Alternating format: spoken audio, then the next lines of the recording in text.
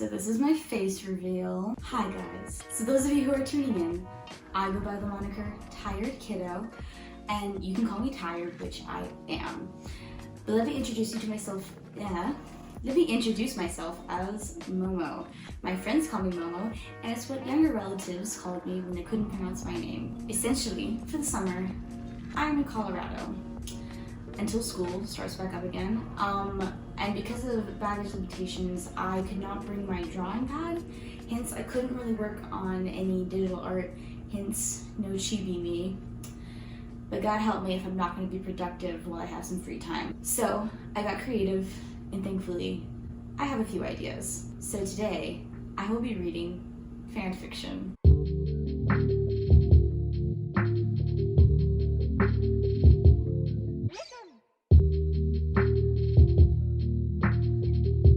A week ago, I asked my sibling to go on AO3 and fetch me a real raunch fest. Is that a phrase?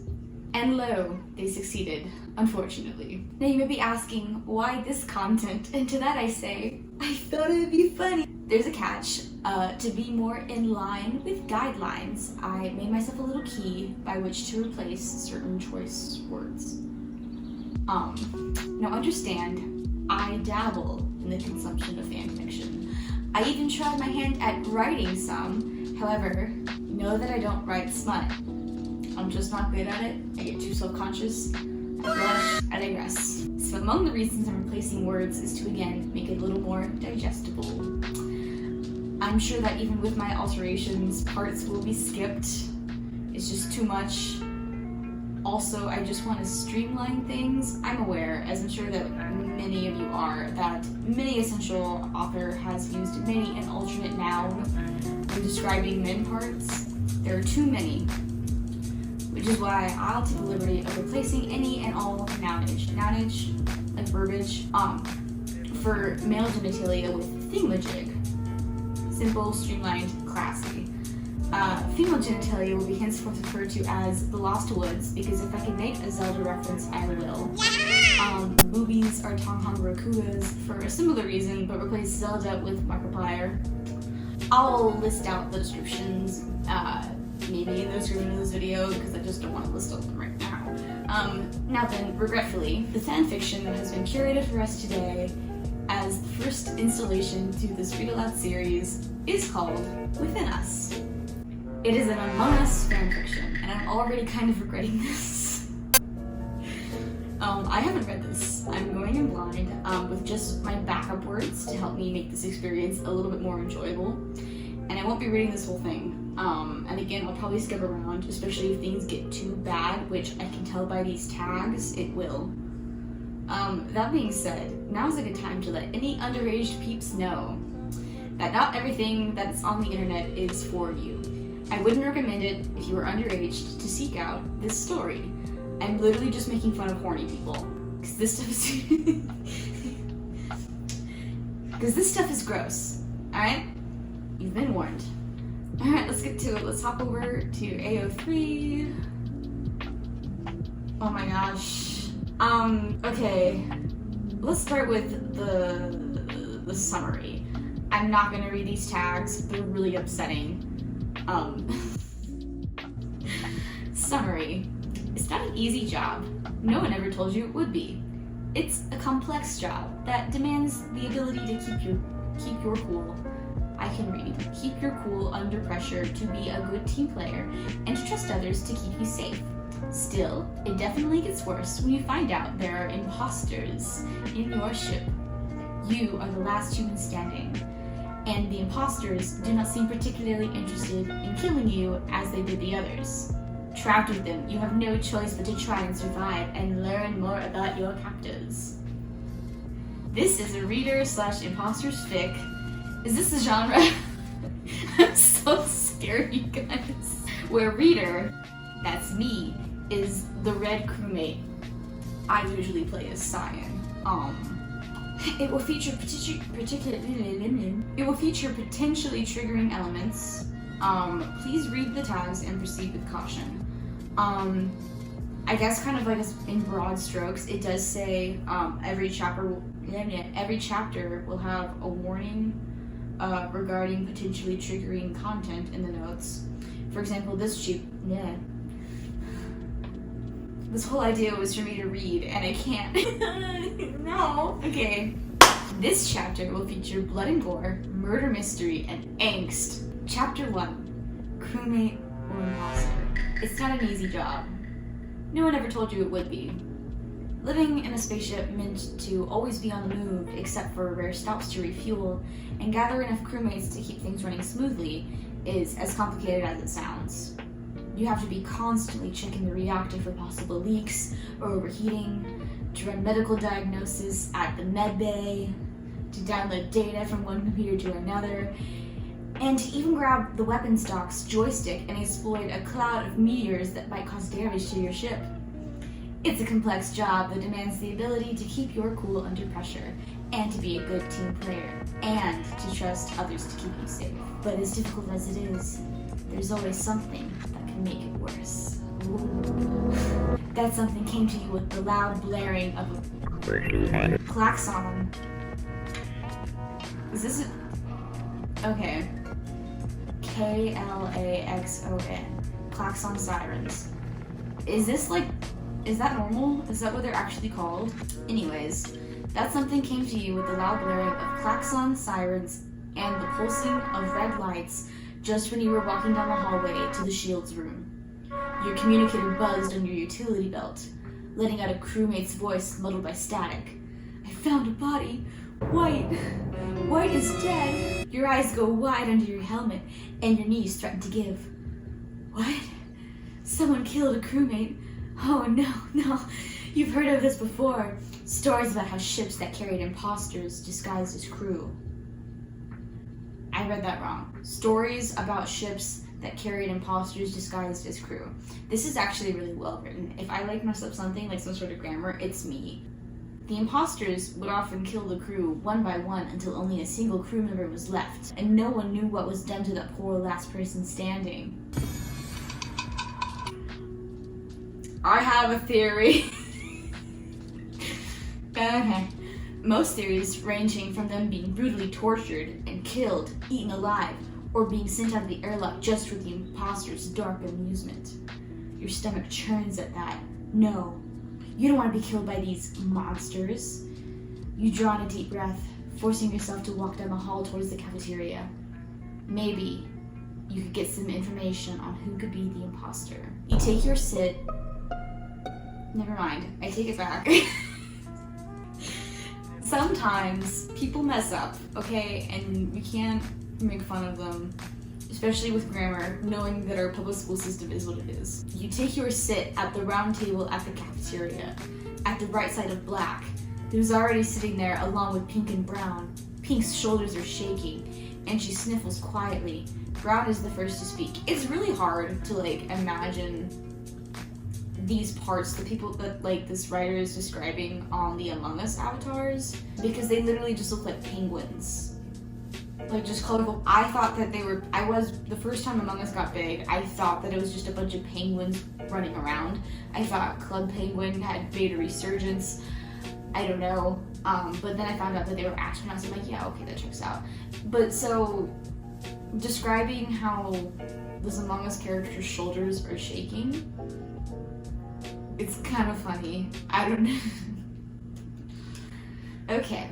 Pink's shoulders are shaking, and she sniffles quietly. Brown is the first to speak. Okay, since Red is here, we could start talking. Pink, we're here. A deep voice says. And you turn your head to see Blue walk in, followed close by Green, who sits next to Brown. Blue takes his sit. Blue takes his sit by your other side. What happened? Who called this meeting? Brown took a moment. Hellman. Yeah, I know, right? Brown took a moment, helmet facing at Blue for a moment, like she's staring at him, sounding mildly annoyed like he had rudely interrupted her. Pink did. She found a body. Brown placed a hand on Pink's shoulder, thumb stroking her gently. They're it's the same with the shoulders. I'm having a difficult time. Ooh, I can't wait for... Okay, where was I? Okay, Brown placed a hand on Pink's shoulder, thumb stroking her gently. Tell us what you saw, please.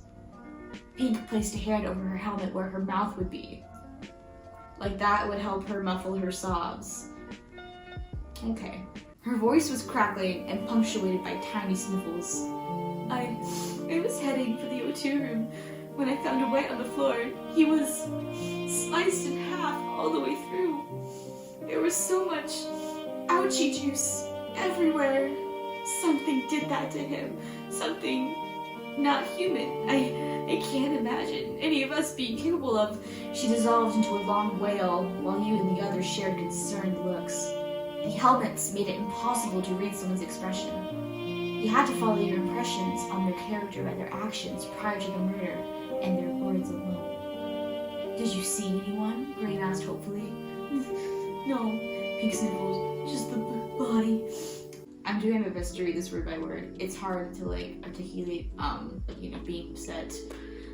Not that I can't empathize. I'm something of an empath.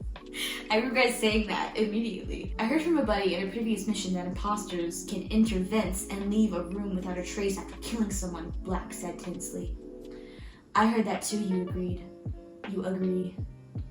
Okay. I heard that too, you agree. Looking down at your interlocked fingers over the gray surface of the table, staring at the red gloves that covered them. Pink was right. No human could slice another clean with their bare hands. Did that mean that the imposters weren't human? In that case, what were they? You squeezed your eyes shut, refusing to think about the terrifying stories they would tell late at night at the first spaceship you were stationed as a rookie. Ooh. What fresh meat. Fun and interesting. Fun and funky fresh. Okay, everyone, Brown calls, snapping you out of your thoughts. Where were each one of you? I was near the reactor. Oh, he states flatly. I was near the reactor. Black states flatly.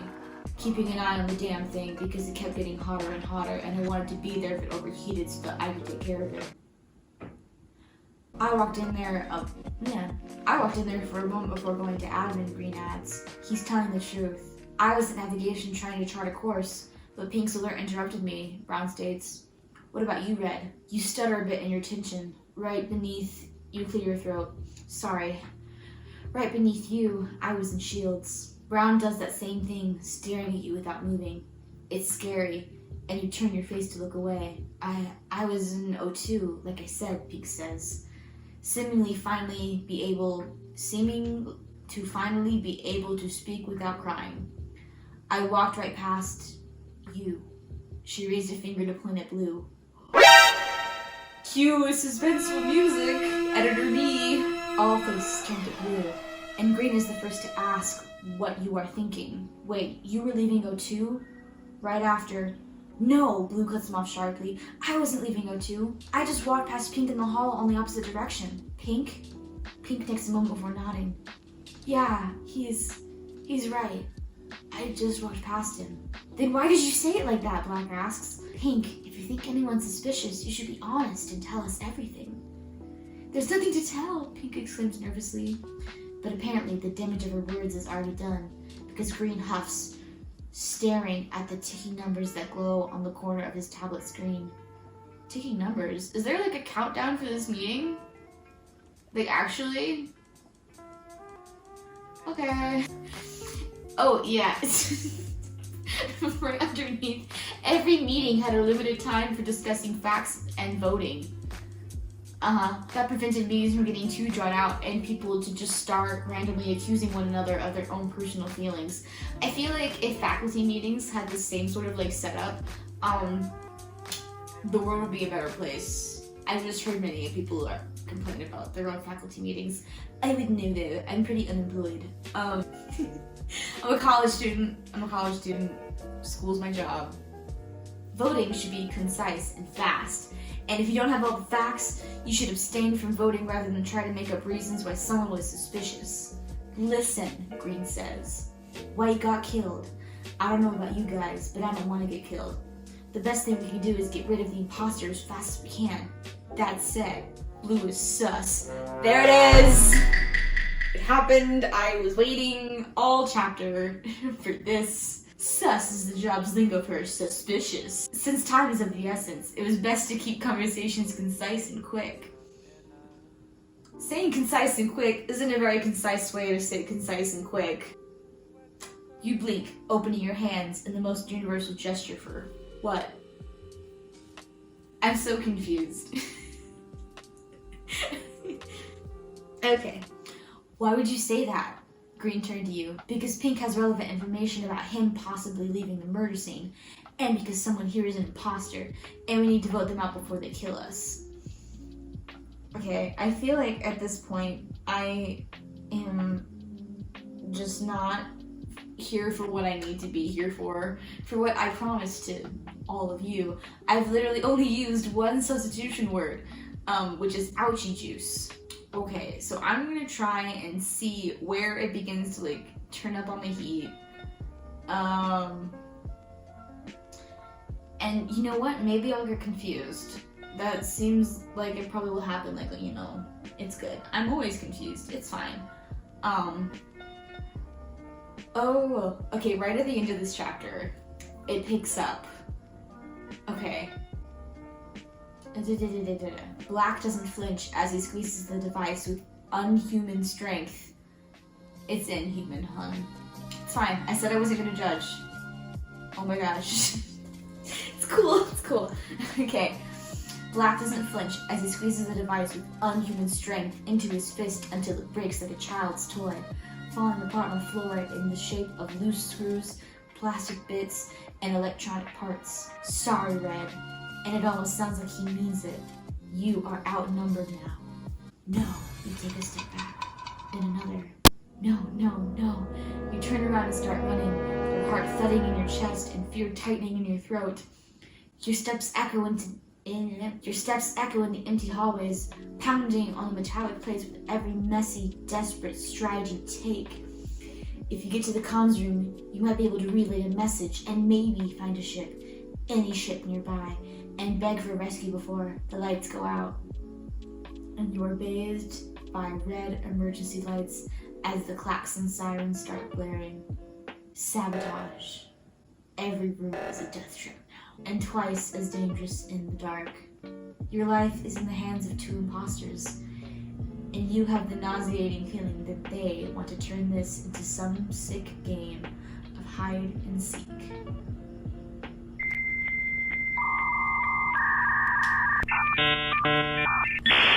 Arrow 503, service unavailable. The archive is down for maintenance.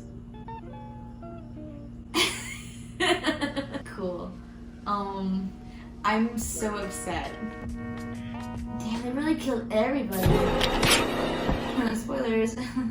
Alright, well, unfortunately, Archive of Our Own, I guess, decided to do maintenance right now. Something about they're dealing with like a little bit of slowness. I just had my research department check the Twitter. It's fine, it's good. So yeah, nothing, unfortunately we didn't really get to anything that saucy. I still had a good time though. Regardless, I think personally, that was really funny. So that's gonna be it for this video. Let me know if you have any suggestions for other fanfictions and stories. I do want to try to, you know, record something for another part of the same fanfiction because I got really excited, I'm not gonna lie. And just letting you know, this wasn't a true face reveal. I do have an Instagram, TikTok, and Twitter. I don't post pictures on Twitter, or really much of anything. But yeah, go check those out if you liked the video, and show your appreciation in any way you choose. I'm going to sleep.